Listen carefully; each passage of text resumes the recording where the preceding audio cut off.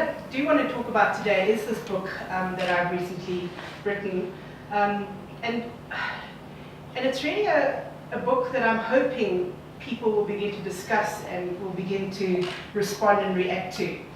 I've done quite a few talks in the last few months since it's been released, and I've only had one occasion when people have walked out. I won't tell you when it is, and we'll see what happens today. But my book tells 5 stories. It tells the story of South Africa and how we came to be as unequal as we are, and our history of injustice. It just reminds us of some of those facts. It tells a story of 60 people, black and white, young and old, educated, without education beyond school, and it asks them what they think about the past, what they think should be done about the past. So it's what I call their story, and it's recorded in the book. It tells 2 fictitious stories to help us think about this word that is quite emotional, this word of restitution. And the 2 fictitious stories are this. 2 teams are playing football against each other, or soccer, but they're playing on an uneven playing field. One is playing downhill, the other is playing uphill. Naturally, what happens, the score is tipped hugely in favor of the team playing downhill. At some point, the teams decide that this is unfair and that the playing field should be leveled. And the question that I ask is it enough just to level the playing field? What about the score of 2,000 to 2? What about the injuries players sustained playing uphill? Some people say, what about the strength they gained playing uphill? The second fictitious story that I tell is, again, a simple story, but that provoked an incredible amount of conversation amongst the people whom I researched. It's the story of 2 children who have bicycles, who both have bicycles, and they're friends, they're great friends. And then one day, one of the children steals the other child's bicycle. And of course, that ends the friendship, that breaks the friendship. After a while, they begin to miss each other, and they come together and they talk and they say, well, we really would like to be friends again, so they decide to be friends. The child who had his bicycle stolen, or her bicycle stolen, after a while goes back to the other child and says, it's lovely being friends, but what about the bicycle? And the other child replies, no, this is about friendship, not about bicycles. It's a simplistic story, but it also provoked an incredible amount of conversation, because if that is the story of what happened in South Africa, what is the bicycle? Is it land? Is it more than land? What about if it's 30 or 40 years later and the one child was prevented from using that bicycle to get parents' medication, or using that bicycle to earn some money to go to university, or etc. And so that became a really important conversation in the context of this study, because it made sure that a simple story actually got into some of the deeper issues. Were we ever friends before in South Africa, black and white South Africans? It tells my story a little bit reluctantly, because in a sense, my story is not, I wasn't a great struggle activist. I used to come to some of the protests on campus when it got a bit heated. I used to go to Eastgate Shopping Centre with my friends. But I did get involved in quite a lot of what was called contact activity work with the youth organisation that I worked with, bringing black and white young people together to get to know each other, to think through the big issues and problems in our country. But the story that I really tell is my cycles of consciousness.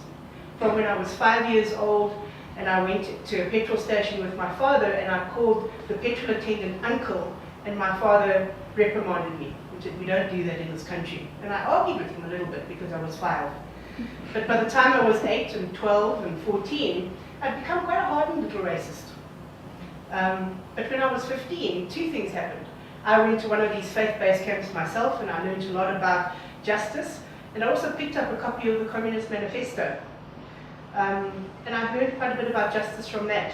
So from 15 to 21, I really was trying really hard to do things to bring people together, young people together. And that's what I was a youth worker. But I kept forgetting. And so I remember one year when I was about to vote, I went and spoke to 2 of my black friends, and I said, I know you can't vote, but perhaps you could tell me who I should vote for on your behalf. Now just think about that for a second. How ridiculous was that? Because my friend said to me, well, don't be silly. We don't want to vote for anybody who denies us a vote ourselves. But my whole life, from 15 to 27, was the cycling in and out of consciousness. I'd remember about our country, and then I'd behave in a way completely contrary to this idea that I needed to do something to bring about justice in our country. And I have a feeling that many of us have gone through that kind of cycles of consciousness as white South Africans. And so I tell that story because by the time I was 27, it was just after the TRC, I wrote a piece on the Reconciliation Register that Mary Burton and Father Desmond Tutu had put together. And I said, I really want to do better. I want to take seriously the issues of the past and work towards justice in the future. Have I been more conscious since then? I hope so. But completely so? No, not at all. So it tells my story. And then it tells our potential new story. Is there something for us to do that we haven't yet thought of doing? And perhaps it's not something completely new, but I want to propose something around dialogues and making restitution and social acts of restitution today. So I'm going to start with this notion of the past and the present. And that's the picture of the soccer field. It's photoshopped. It's not anything that anybody plays in at the moment, right? Okay. On this slide are some figures. You can point to any one of them and I'll tell you about them. If you can see them, right? Okay. A number? Anybody? 0.65. 0.65. The Gini coefficient, a measurement of inequality in a country. 1 would be perfectly unequal. We are the most unequal country in the world. Another figure? Optimism. Optimism. So the figure is in black 2 times. So a survey done in 2030. Black South Africans are twice as optimistic about the future as white South Africans. Another figure? Life expectancy, 20 years. Life expectancy, 20 years. Life expectancy in South Africa for black South Africans is 20 years less than for white South Africans. It's not an often publicized figure. Another figure? Redistribution. Redistribution. So it's a white figure, right? So 2 times. So the same survey, white South Africans are twice more in favor of redistribution as black South Africans. Figures from 2013. Black South Africans say they want an opportunity to earn wealth. So it's not a big figure at all, but that was what the survey showed. And then the university figure is 7 times. White South Africans are 7 times more likely to be enrolled at a university between ages of 18 and 24 than black South Africans. So you may see kind of an equal number of black and white South Africans, but in fact, white South Africans are 7 times more likely to be enrolled. And my favorite figure, 116 versus 15. The Human Development Index is a measure of income, life expectancy, and education. South Africa is 116th on the list out of about 200 countries. What is, or who are 15th? White South Africans. It's the same place as the UK and as Sweden. And it's 1 place better than Belgium and France. Who knew? Okay. So, I could go on, but the other figures are quite self-explanatory.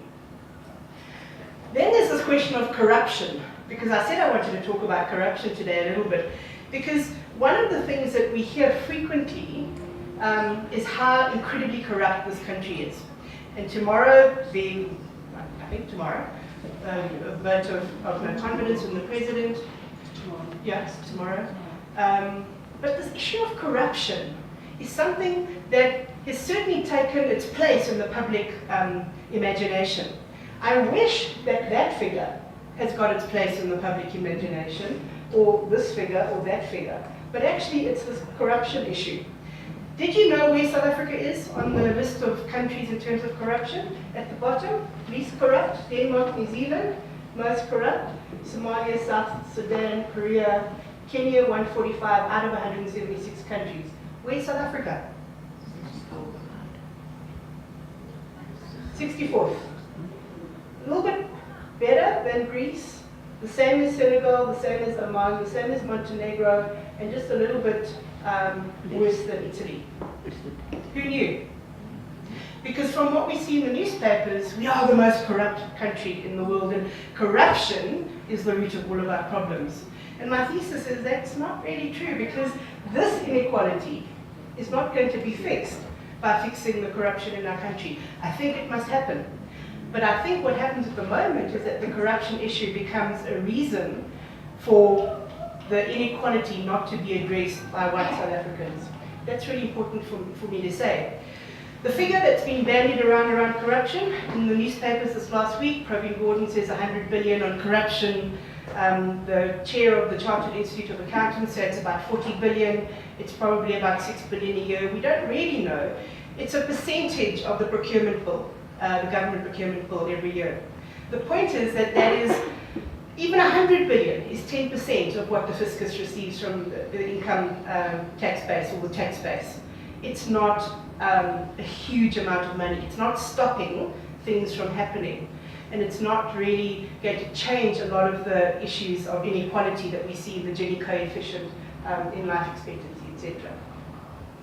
So what I do in the book is I ask people to talk about what it's like to be a black South African I wrote the book in between 2014 and 2016, and the book is filled with stories of racism, being demeaned and dehumanized by racism, mental health issues around this feeling of entrenched inferiority, this idea that there's, the fact that there's pervasive racism regardless of class, and stories. I tell a whole lot of stories of people, from a young woman who's unemployed who says, when I walk down the street and there are two people walking towards me on a pavement and there's only place for one person, why must I step off the pavement?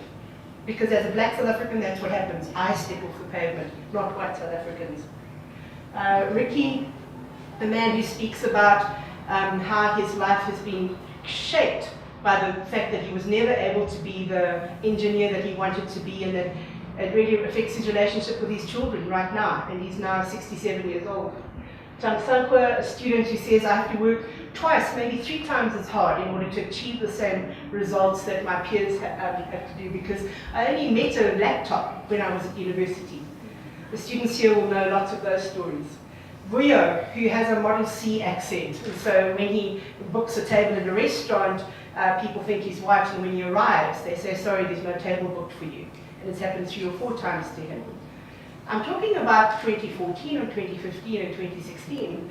And then Zetu, whose son plays rugby for a private school in Cape Town, and who gets called a baboon by his classmates. And so after the mother went to the headmaster a few times, nothing happened. So eventually she said, well, just hit them.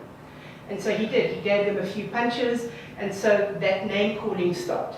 So the question, the issue for me is, there are still incredible ways in which the past remains present in the lives of black South Africans. So these are not my stories to tell, but one of the things that I found very helpful was for these stories to be put into 2 chapters of a book. There are about 30 or 40 stories. And if black South Africans were to read them, they would say, this is our everyday experience. And if white South Africans were to read them, they'll say, who knew? Because we certainly don't really understand and know the experience of what it's like to be a black South African. And then, of course, I asked, I want to tell you just 2 few stories from one woman in the book. Her name is Hayley. She's a 40-something-year-old colored woman, and she tells me the story about her family having a house in Wynberg in Cape Town, in the suburbs, in the southern suburbs, which is the opposite to Joburg, the northern suburbs. And so their house was valued at about 5,000 rand in 1976, and they were forced to sell it because of group areas, forced removals. They then bought a house in Mitchell's Plain, and they had to pay another 7,000 rand and get a bond in order to pay off the house. So they were not able to save money. And so if you go through and look at the list of without apartheid, what would the property asset value for Hayley's family have been? It would have been about 4 million rand. The money that they saved on the bond, the value of the house in Wynberg. But what happened because of the forced removal, they were forced to take a bond out for 7,000 rand. They weren't able to save any money. Her mom then moved into a suburb in 1997, and so the house value increased. They sold the house, and the house is now worth, or the flat that her mom lives in, is now worth 1.1 million rand. So if somebody asks you, how much did apartheid cost Haley's family? The answer here is 3 million rand, right? It's a very simple sum.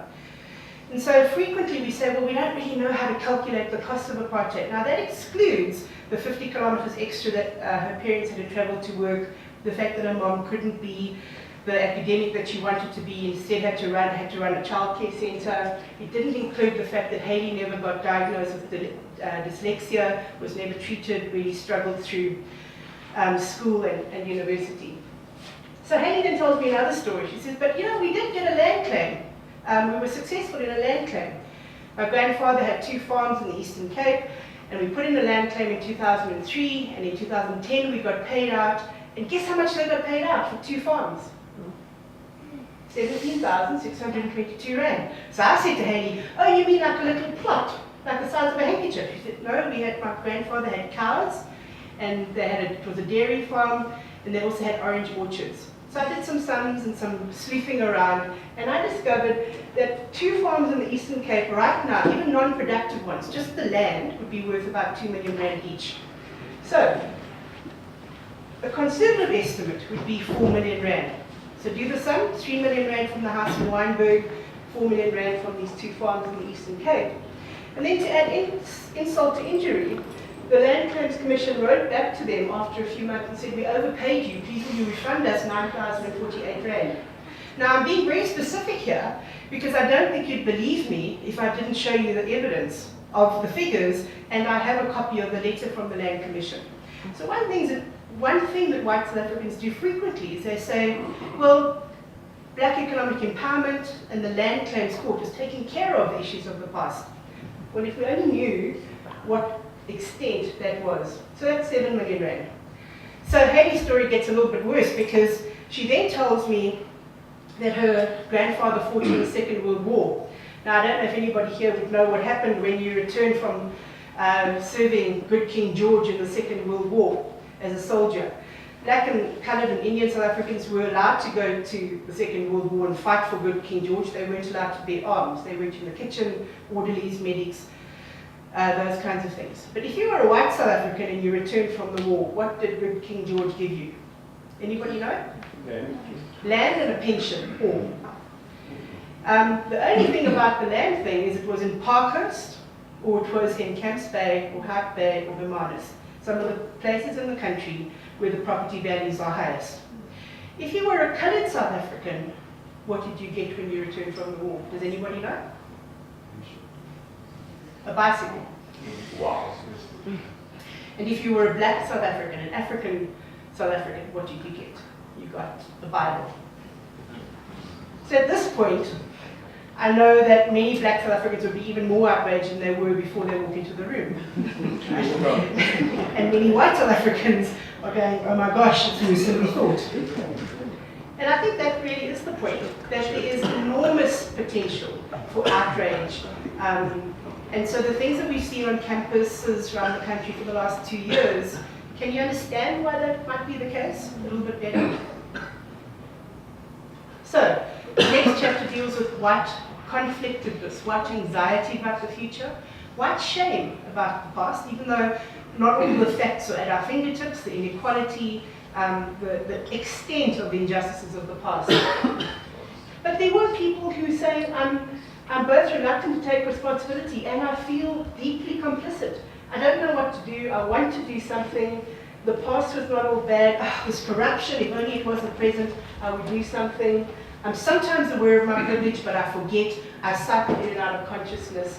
And I'm also deeply ashamed and angry that my parents didn't do more about the past or didn't resist more. So there's a lot of white conflictedness that I record in one of the chapters in the book. And I think that's also important to read for both black and white South Africans. Because white South Africa is not just one thing. We're not just the people who attack people at a KFC or put people into a coffin and threaten them with their life. All of those have hit the media in the last few years. And I'm pleased about that. Because in a sense, there is that seam in our society. But there are also white South Africans who are saying, we've got to do better. Our cycle of consciousness has got to grow and develop into some action, some form of action. And 2 quotes from the book from a 23-year-old recent graduate, white recent graduate, and Heather, a white woman who works for a non-profit, says, theoretically, when I think about the past, being present in my life right now, there are equal opportunities, but not really. I'm able to fulfill my potential in a way that other people can't. Let's be honest, the white base has maintained its economic strength. And then Heather, I enjoy the security of an inheritance that should keep me comfortable throughout my life. I will never know what it was like to grow up without the subtle message always given that I was top of the pile, one of the masters. So just in case, well, let me just put that off for 1 second. I've done a whole lot of talks in the last few months about the book. And people are saying, restitution, that's a really good idea. But I had a feeling that I was talking to the choir, preaching to the choir. You know that expression? That I was talking to people who really had a social conscience about the inequality. So what I did is the HSRC runs a social attitude survey every year. So I put in a few questions about restitution, and social restitution in particular. And I asked some of these questions. I asked people whether white South Africans must act to repair the past, and 60% of black South Africans thought that they should, and 20% of white South Africans thought that they should. I asked, should black South Africans demand restitution? Well, only 13% of white South Africans thought that that was a good idea, but only 54% of black South Africans thought so. I asked whether apartheid corruption should be investigated. 56% black agreed, 16% of white agreed. I asked, should we have a restitution fund? 54% of black people agreed, 14% of white people agreed. That figure is much lower in the Western case, in the Western Cape. Should we have a restitution tax? 43% of black South Africans, 8% of white South Africans thought that was a good idea. At this point, I cracked open a really good bottle of whiskey because the question was, should we have small group discussions about restitution? Not even funds or anything, just some conversations. 56% of white South Africans, of black South Africans thought we should, and 22%. So 1 in 5 white South Africans think it's a good idea to talk about redress for the past. And then there's this question, should we forget the past and move on? Well, 76% of white South Africans think that we should do that, and 51% of black South Africans. Now, I didn't talk about the figure on that first slide, but that figure used to be around 65%. It's getting worse for white South Africans and a bit better for black South Africans. So more black South Africans want to talk about the past and less and fewer white South Africans. Anybody need to join me for a good whiskey on these statistics? I haven't done the work yet on disaggregating by age, by province. I've just noticed the Western Cape figures, and that was enough cause for alarm. But this is really important because it says that we think we might be all wanting to work together to change things, but we're not really. And then there's another picture. In the book, I asked people, what's your vision for the country? And in a sense, here's some hope. Because people, all 60 people, said, we really want a country where race no longer dominates, where there is equal access to opportunities, where we know people who are different to us and have them as neighbors, and where poverty and inequality are a dim memory of the past. So there was some hope. But also people said, but if we don't do something about the past in practical, tangible terms, beyond what we've already done, then this country will burn. That was the overwhelming story and narrative in the book. What is the vision for the future? When you'll no longer be able to say a black person will be a cleaner and a white person will be the CEO, when there's black and white people who are poor and black and white people who are rich. When for the majority of the people, poverty is not due to apartheid. When a person is able to rise out of poverty through hard work and talent, not connections or affirmative action. To young people, both who are professionals and graduates from universities with finance degrees. So, now a little bit more specific. Remember that last year? How many people do you think that that was a good idea? Anybody have any idea? I do. I think it's an expression Yeah. of our existence as Black people. So I think that we have every right to be angry about the past, and if that is an expression of our anger, I think it's adequate. Okay. Sure. Thank you. But here's the thing. When I asked in the same survey, how many people, the question was, people who have sprayed that on walls of universities or wear t-shirts saying that, what should be done to people who do that? And so here's the result, and the reason I'll tell you why I think it's quite a helpful piece of social data. Oh, sorry, there's a little mistake over here. So that was 4% of people said they don't know what should happen. 13% said people who do that should be left alone, and 2% said that they should be praised. So 15% of the people surveyed in this social attitude survey thought that that was a good idea. The rest adds up to about 80%, and 80% of South Africans said that they should be told to stop it, they should be punished, or they should be told off. So why am I raising that issue? Because I agree with the person who raised their hand that that is a legitimate response to the inequality and the lack of redress of the past. The issue is that 80% of the country want to just move on and just don't want that kind of thing to happen. Is that a cause for hope? Or is that a cause for helping people who haven't really seen some of the depth of the inequality to really see some of it? I think both are true. So for me, I say this because I believe that this notion of social restitution is something that we can all do as a response to the past. It's not the only thing that must be done. I think it's an important piece. Legal redress is really important. Government attempts at policies and programs of redress is really important. Business coming to the party around redress is essential. I think that student education is critical because it helps us to remember these inequalities that I've just spoken about. The point is that it's not a view shared by the majority of the country. Now, it could become a majority view very soon. Social scientist Mark Granovetter says that you need about 20 to 30% of people to hold a view for it to then spill into a national consciousness. We're not there yet, but we could be there.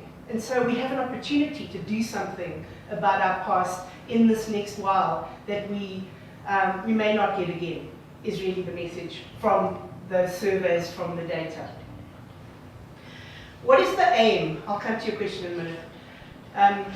What is the aim of social restitution, of restitution? For me, and the argument that I'm making in my book is to restore our humanity.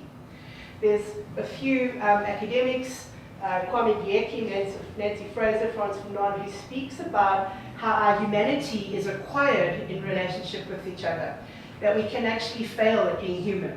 Yes, we have inherent dignity, but we can fail if we don't treat each other in a way that allows dignity, as well as Fanon puts it, sovereignty and wealth. So I don't want to go too much into detail about this, but there's a very important piece where any act of restitution must be aimed at restoring our sense of humanity, our personhood. And so there are lots of things that we don't do because it's not about restoring our humanity. It's acts of charity, or it's just a piece of legislation, but there are ways in which we can do, as individuals, we can really do things that will help us to restore our humanity. Don't have too much time to go into that. The other thing is that we also need to locate ourselves realistically. I've got a little video clip that you can find on YouTube that does this in a more graphic way. But two things. We're used to talking about victims and perpetrators, and people don't really want to identify with those categories, or if they do, it may only be 15 or so % of the population. After the Holocaust, Raoul Hilberg started to speak about bystanders, and so a lot of people think, yeah, I was just a bystander. I wasn't really active. I wasn't verwoed, or I wasn't Eugene de Kock, and I wasn't a resistor like, Robert Sobukwe or Steve Biko, or Nelson Mandela, or Lillian Ngoyi. I was just a person who, did a few things. But then there's another piece that I think is really important, is can we call ourselves a beneficiary? A beneficiary of privilege, of resistance, of redress. And so what I do with this little activity in the book is I just say, if you had to locate yourself somewhere in that pentangle, would it be something that you could do? And young people say, well, yeah, actually I can now, whereas if it was just victim and perpetrator, maybe I can't. And actually I don't really like calling myself a victim, but I think I could call myself somebody who was dishonored by the injustice of the past.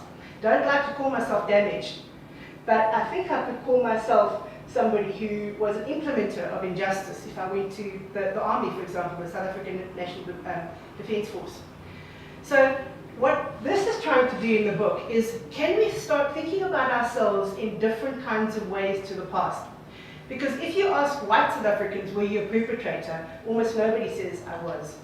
But maybe they would be more able to talk about themselves as beneficiaries or as implementers, for example.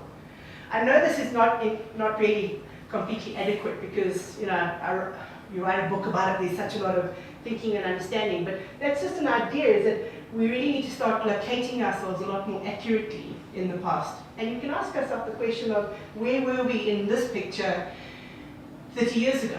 Where would we like to be 10 years' time? Would we like to be in the same position, or would we like to move on? So what is this thing called social restitution? In law, restitution is something that goes through the courts, and it aims at restoring something to the way it was before an injustice happened. That is impossible in our country. How do you replace and restore people's lives that have been lost, livelihoods, dignity, the land that they grew up on? All of that, it's almost impossible to replace it exactly to what it was. And that's what the courts generally try and hope for. But it also accepts compensation, reparations, acting symbolically, apologies, stripping people of the gain that has been unjustly made, returning rights, and sometimes rehabilitating the offender. That's legal restitution. It's an important piece in our public ways of addressing the past. What I am advocating for is something that everyday individuals and communities can do, in addition to all these other aspects of redress. For me, social restitution is a voluntary moral obligation as opposed to a legal obligation. It's something that you can choose to do.